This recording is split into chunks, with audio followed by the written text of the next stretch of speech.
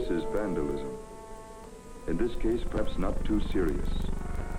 But wherever it happens, vandalism may be the symptom of a sickness in an unfriendly world. These feelings may not show on the surface. Take Jeff Turner.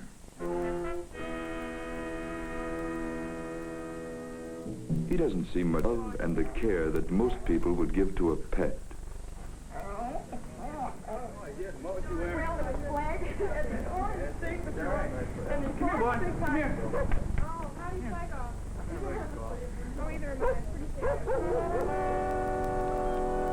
Is against him. A typical vandal? Every person is different with inner motivations of his own, often not even known to himself. In Jeff's hidden personality are many scars and many open wounds. Their causes are not easy to understand. Perhaps his home is at fault.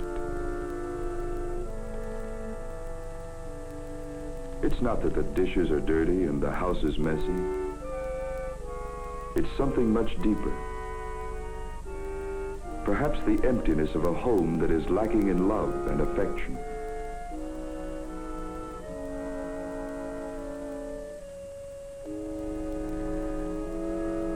It may be Jeff Turner has become an outsider, made so by complex circumstances which he himself can't fully control or understand.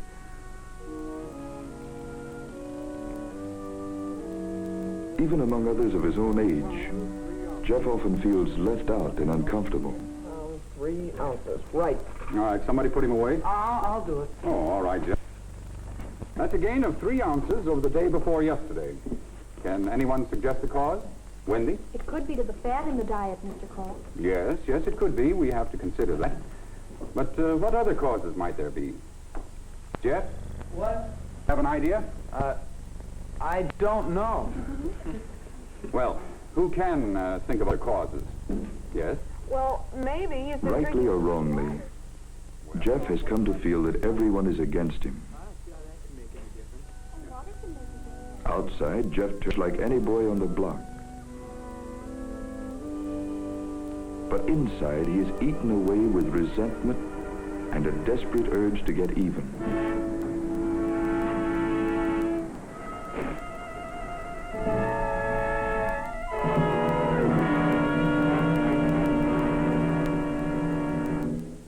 There are others at odds with the world, but for different reasons. Here is Don Cardiff. Donnie, button up your coat. His folks have prodded and nagged at Don until, without knowing it, he hates them and himself as well. Donnie, you forgot your stars. Your stars.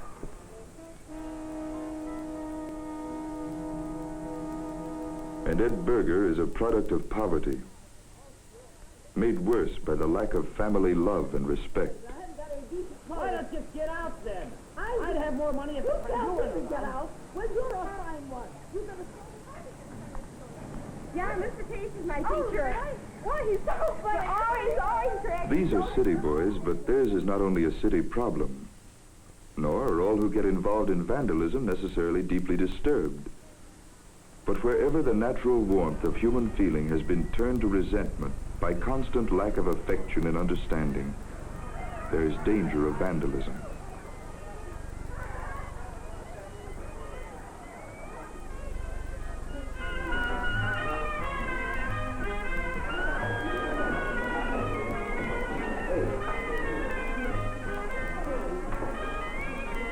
These boys are bored, aimless. Come on, what are you stalling for? What's the hurry? We ain't going anywhere. Let's be the jukebox a while. What for? For these other jerks to listen to? What's the matter, Don? You got too much money? I got $2. $2? Maybe we can do something. Let's go to a movie or something. What's playing? I don't know. What difference does it make? Let's do a movie.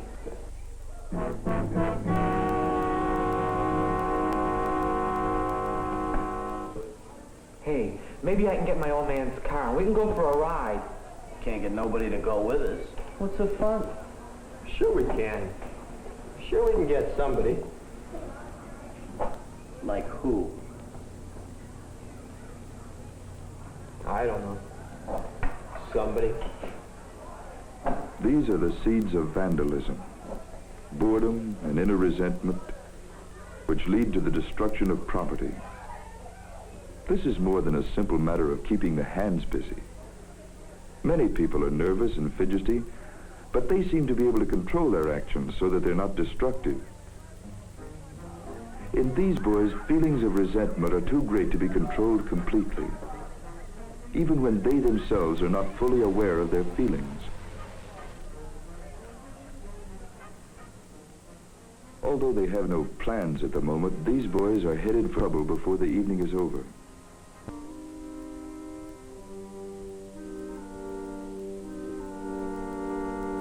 Can this trouble be avoided? How can vandalism be reduced?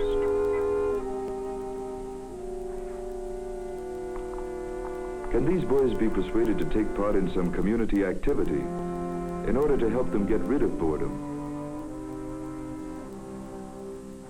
Active boys' clubs with strong leadership and community support might win their interest and keep them off the street. The community has a responsibility here, but so have the boys themselves. They have to be able to meet the club halfway. A club doesn't mean much if you won't join.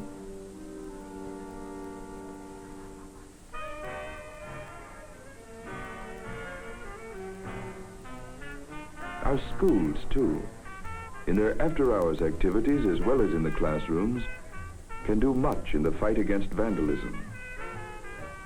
The sympathetic interest of good teachers and counselors can do wonders in making the world seem less cold and hostile.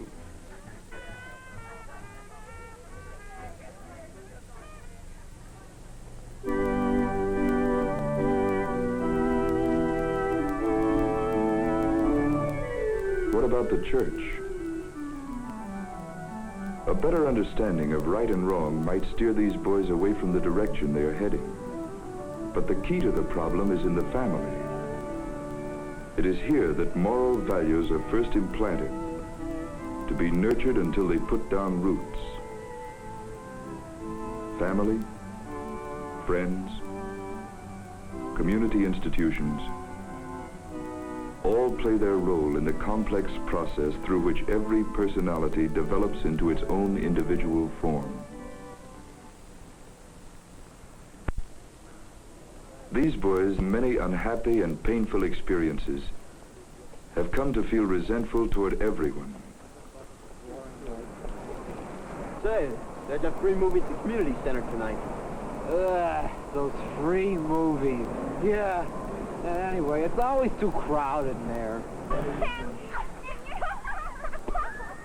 Their feeling isn't on the surface, and therefore it's hard to overcome, even when the community makes the effort. Going to see the film tonight, fellas? No, we're kind of busy tonight. How about a little basketball? No, we've got plans. Well, come in anytime. Yeah, sure, Mr. Brewer. Yeah, social worker. Boy, look at that. Looks more like a prison than a school. Yeah, sure it does. Hey, look. Look at that window. Say, it's open. How about that? Let's take a look around. It might be fun, huh? Better not. It'd be too bad if they catch us. What's the matter? You scared? No, I'm not scared. Me neither. Oh, come on. It can't hurt anything. Let's go.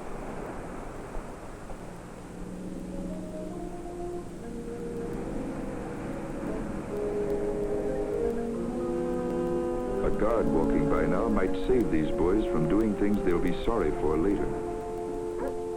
But guards can't solve the real problem. How to keep inner feelings from building up until they burst out in unexpected acts of destruction.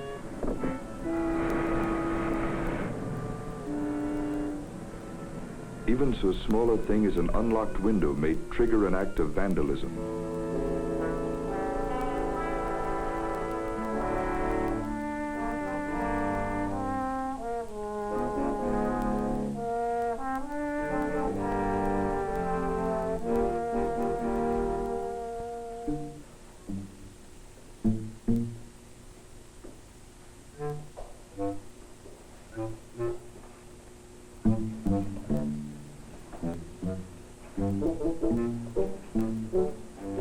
Here's old man Cole's one.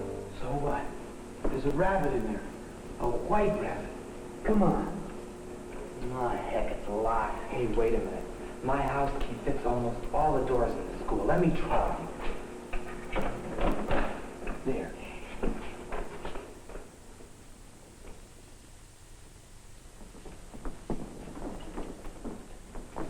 There.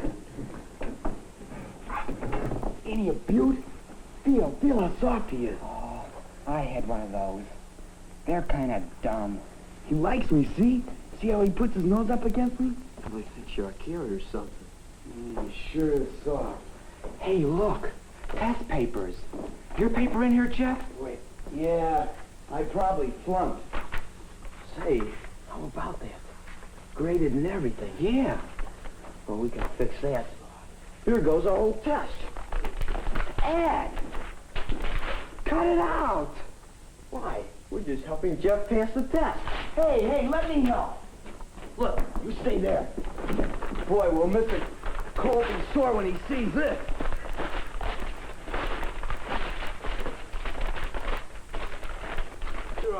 This is how vandalism usually starts. Not planned, nothing to be gained or achieved. Destruction has boiled up out of hidden resentments and strikes out blindly against everything in its path.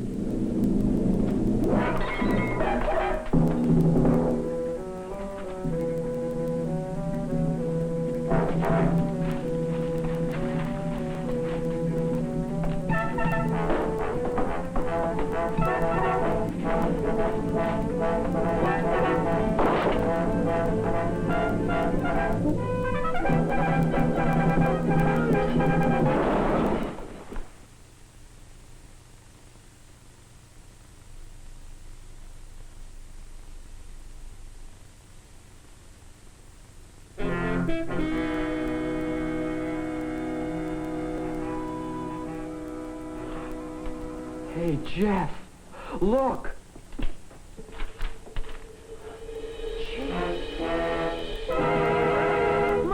My rabbit's gone. We better get out of here. Come on, my rabbit.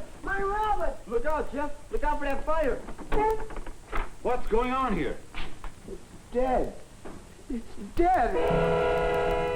Dead.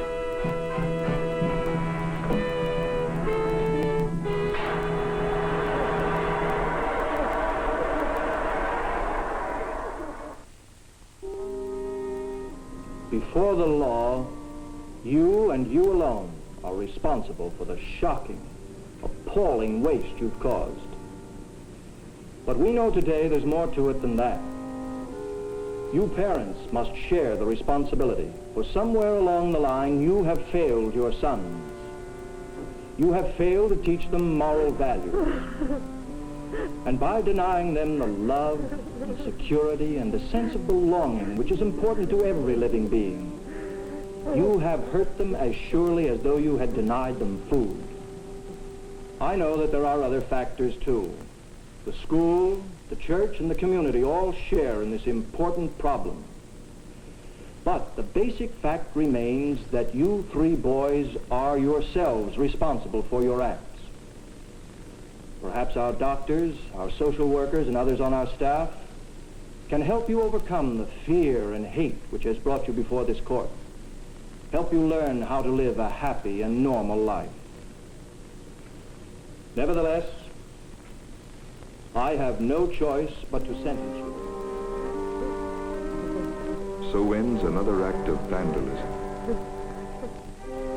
An act of needless waste and destruction.